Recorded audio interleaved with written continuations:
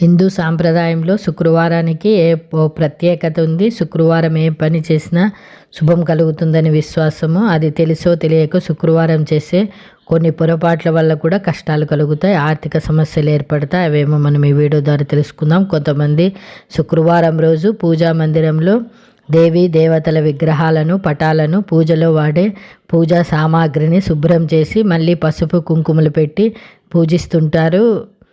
కానీ శుక్రవారం ఎట్టి పరిస్థితులు ఇట్లాంటి పనులు చేయకూడదు. దేవుని గదిలో విగ్రహాలు, పటాలను శుభ్రం చేసుకోవడానికి బుధ, గురు వారాలు, ఆది సోమవారాలు మంచిది. శుక్రవారం శుభ్రపరిచే కార్యక్రమాలు చేపడితే లక్ష్మీదేవికి ఆగ్రహం కలిగి ఇండ్లు విడిచి వెళ్ళిపోతుందని చెప్తున్నారు. అలాగే కొంతమంది ఇంట్లో పనికిరాని విరిగిపోయిన దేవతా విగ్రహాలను, పగిలిపోయిన అద్దము, దేవుళ్ళ పటాలను దేవాలయంలో చెట్టు కిందనో లేకుంటే మరో చెట్టును వదిలిపెడుతూ ఉంటారు. కానీ ఈ పనులు శుక్రవారం చేయకూడదని శాస్త్రం చెబుతోంది. శుక్రవారం ఇంటికి లక్ష్మీదేవిని ఆహ్వానించాలి, కానీ బయటకు పంపితే దారిద్ర్య బాధలు తప్పవు. అలాగే శుక్రవారం రోజు ఎవరికి అప్పు ఇవ్వకూడదు, అప్పు తీసుకోకూడదు. ఒకవేళ ఎవరైనా అత్యవసరంగా డబ్బు అప్పుగా అడిగితే ఆర్థిక సహాయం చేయండి, కానీ అప్పుగా ఇవ్వద్దు. అలాగే ఎవరి నుంచి చేయబదులు కానీ అప్పు కానీ తీసుకోకూడదు. అలా చేస్తే జీవితాంతము అప్పుల ఊబిలో కూరుకుపోవడం ఖాయం. ప్రతిరోజు సాయంత్రం సంధ్యా సమయంలో దీపాలు వెలిగించే సమయంలో ఇంటి ప్రధాన ద్వారం తెరిచి ఉంచి లక్ష్మీదేవికి ఆహ్వానం పలకాలి. ఏ ఇంటి ప్రధాన ద్వారము సంధ్యా సమయంలో మూసి ఉంటుందో ఆ ఇంట్లోకి లక్ష్మీదేవి ప్రవేశించదు. కాబట్టి సిరి సంపదలు కోరుకునేవారు సంధ్యా సమయంలో ఇంటి ద్వారము తెరిచి ఉంచాలి. సాధారణంగా మనం మిత్రుల ఇళ్లల్లో శుభకార్యాలు జరిగినప్పుడు దేవుని విగ్రహాలు కానుకగా ఇస్తూ ఉంటాము. ఎట్టి పరిస్థితుల్లోనూ లక్ష్మీదేవి విగ్రహాన్ని ఎవరికి కానుకగా ఇవ్వకూడదని శాస్త్రం చెబుతోంది. శుక్రవారం మీ చేతిలో లక్ష్మీదేవి విగ్రహాన్ని ఎవరికైనా కానుకగా ఇస్తే మీ ఇంటి లక్ష్మిని వేరొకరికి అందజేసినట్లు అని జ్యోతిష శాస్త్రవేత్తలు చెప్తున్నారు. ఇంట్లో శ్రీ మహాలక్ష్మి తిష్ట వేసుకొని కూర్చోవాలంటే శుక్రవారం సాయంత్రం లక్ష్మీదేవిని నియమనిష్టలతో అష్టోత్తర శతనామాలతో పూజించాలి. ముత్తైదువులకి పసుపు కుంకుమ తాంబూలం ఇవ్వాలి. దీపాల కాంతులతో లక్ష్మీదేవిని ఇంట్లోకి ఆహ్వానించాలి. ఇలా చేయడం ద్వారా గృహంలో సంపదలతో పాటు శ్రేయస్సు కూడా పెరుగుతుంది. ప్రతి శుక్రవారము సంధ్యా సమయంలో కనకధార స్తోత్రం, అష్టలక్ష్మి స్తోత్రం, మణిద్వీప వర్ణన వంటివి పారాయణం చేయడం వల్ల తరగని సంపదలు సొంతం అవుతాయని శాస్త్రం చెబుతోంది. కాబట్టి శాస్త్రంలో చెప్పిన ప్రకారము ప్రతి శుక్రవారము ఈ నియమాలను పాటించి ఐశ్వర్యాన్ని పొందవచ్చు. వారం ఇలా చేస్తే లక్ష్మీదేవి అనుగ్రహాన్ని పొందవచ్చు. రూపాయి కాసుతో లక్ష్మీదేవి అనుగ్రహం కలుగుతుంది. అదేమో మనం తెలుసుకుందాం. ₹1 కాసు తీసుకొని శుక్రవారం నాడు లక్ష్మీదేవి పాదాల వద్ద పెట్టండి. పువ్వులు, అష్టగంధ మొదలైనటువంటి వాటితో ఆ కాసుకి పూజ చేయండి. ఆ తర్వాత ఏం చేయాలంటే లక్ష్మీదేవి అనుగ్రహాన్ని పొందడానికి తర్వాత రోజు ₹1 కాసును ఒక ఎర్రటి గుడ్డలో కట్టి మీ వద్ద ఉంచుకోండి. శుక్రవారం నాడు ఈ పరిహారాన్ని పాటించడం వలన దురదృష్టం తొలగిపోయి అదృష్టము కలుగుతుంది.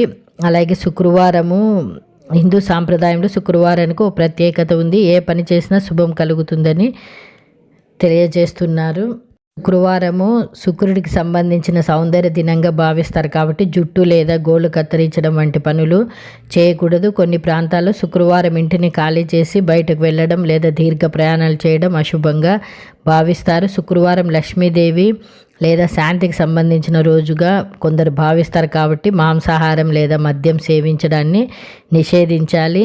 కొన్ని సాంప్రదాయాల్లో శుక్రవారం కొత్త బట్టలు కొనడం లేదా కుట్టడము చేయరు, ఎందుకంటే ఇది శుక్రగ్రహ శక్తిని ప్రభావితం చేస్తుందని నమ్ముతారు. ఈ పనులు చేయడం వల్ల శారీరకంగా తక్షణ ప్రభావం ఏమి ఉండకపోవచ్చు, కానీ జ్యోతిష లేదా సాంప్రదాయాల నమ్మకం ప్రకారము కొత్త పనులు ప్రారంభిస్తే అవి విజయవంతం కాకపోవచ్చు లేదా అడ్డంకులు ఎదురవుతాయని చెప్తున్నారు. అలాగే అశుభంగా భావించబడేది శుక్రగ్రహ శక్తిని దెబ్బతీసే లేదా లక్ష్మి అనుగ్రహాన్ని తగ్గించే పనులతో ముడిపడి ఉంటుంది. ఉదాహరణకు గొడవలు పడడం, పాత వస్తువును విసిరేయడం, ఇంటిని అపరిశుభ్రంగా ఉంచడం వంటివి కూడా రోజు మానుకోవాలని చెప్తున్నారు. అయితే శుక్రవారము లక్ష్మీదేవి పూజకు అనుకూలమైన రోజుగా భావిస్తారు. కాబట్టి ఆ రోజు శుభ్రత, పూజలు, దాన ధర్మాలు చేయడం శ్రేయస్కరము.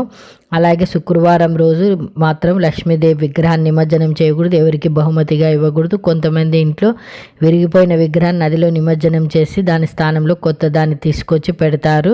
కానీ శుక్రవారం రోజు పొరపాటును కూడా విగ్రహాన్ని నిమజ్జనం చేయకూడదు. కావాలంటే కొత్త ప్రతిమను తీసుకొచ్చి పూజ గదిలో ప్రతిష్ఠించుకోవచ్చు. మహిళలు శుక్రవారం, అమావాస్య, పౌర్ణమి, జన్మ నక్షత్ర రోజులో తలంటూ స్నానం చేయకూడదు. శుక్రవారం పూట తల స్నానం చేస్తే సంపద హరించుకుపోతుంది అంటారు. అలాగే గుమ్మడికాయ, కొబ్బరికాయను కొట్టకూడదు. ముఖ్యంగా గర్భిణీలు కొబ్బరికాయ కొట్టడము చేయకూడదు. మామూలు రోజుల్లో ఎలా ఉన్నా కానీ శుక్రవారం రోజు మాత్రం ఇంటి గుమ్మానికి పసుపు, కుంకుమ తప్పనిసరిగా రాయాలి. అలా చేయడం వల్ల దుష్టశక్తులు ఇంట్లోకి రావు. అలాగే శుక్రవారము వ్యాపారస్తులు చక్కెర మాత్రము దానం ఇవ్వకూడదు. అంతేగాక తెల్లటి రంగు ఉన్న పదార్థాలను ఆ రోజు దానం చేయకూడదు. శుక్రవారం ఉదయం, సాయంత్రము 2 పూటల అమ్మవారిని పూజించాలి. ఇంట్లో శుభ్రంగా ఉంటేనే లక్ష్మీదేవి నివసిస్తుంది కాబట్టి ఇంటిని శుభ్రంగా ఉంచాలి. అలాగే ఆ రోజు మద్యం అనేది తీసుకోకూడదు. అలాగే సాత్విక ఆహారము తీసుకోవాలి. నోటి నుంచి ఎటువంటి పరుష పదాలు రాకూడదు. చెడ్డ మాటలు రాకుండా చూసుకోవాలి. ఎవరితోనూ వివాదాలు పెట్టుకోవద్దు. శుక్రవారం పూట మాట్లాడేటప్పుడు సంయమనం పాటించాలి. చెడు మాటలు పలికే వారిని లక్ష్మీదేవి కోపగించుకుంటుంది. పరుషంగా మాట్లాడేవారెవరు ఆమె అనుగ్రహాన్ని పొందలేదు. శుక్రవారం ఎవరికైనా రుణం ఇస్తే అది రుణదాత, రుణగ్రహీత ఇద్దరిపై ప్రతికూల ప్రభావం చూపుతుంది. అప్పు ఇస్తే లక్ష్మీదేవి వేరొకరి ఇంటికి పంపుతున్నట్లుగా అర్థం వస్తుంది. అప్పు తీసుకుంటే వేరొకరి ఇంటి లక్ష్మిని తీసుకున్నారని అర్థం వస్తుంది. వచ్చే ఇంటికి మేలు చేయదు, వెళ్ళే ఇంటికి మేలు చేయదు. ఇద్దరికి సమస్యలు మొదలవుతాయి. శుక్రవారం రోజు సుమంగళి స్త్రీలు చేయకూడనటువంటి పనులేమో వీడియో తెలుసు. శుక్రవారం తలలో పేలు చూడరాదు. అందం మీద దృష్టి పెట్టకుండా ముఖానికి పసుపు రాసుకోవాలి. శుక్రవారం ప్లాస్టిక్ గాజులు వేసుకోరాదు. శుక్రవారం నలుపు రంగు బట్టలు వేసుకోరాదు. శుక్రవారం మాంసాహారం తినరాదు. పాలు, పెరుగు, కారం, చింతపండు, ఉప్పు ఎవరికి ఇవ్వకూడదు.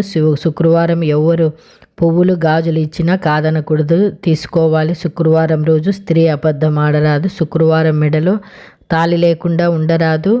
గుమ్మం, వాకిలి శుక్రవారం అశుభ్రంగా ఉంచరాదు. ధనలక్ష్మి ఇంట్లోకి రావాలంటే గుమ్మం వద్ద నియమాలు పాటించాలి. సంధ్యా సమయంలో ప్రధాన ద్వారం తెరిచి మిగతా తలుపులన్నీ వేసిన తర్వాతే లైట్లు వేయాలి.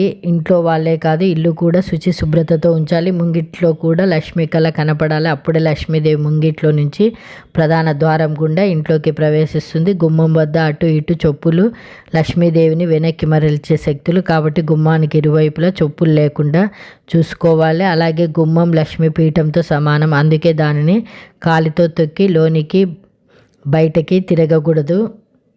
ఈ వీడియో నచ్చితే తప్పకుండా లైక్ చేయండి.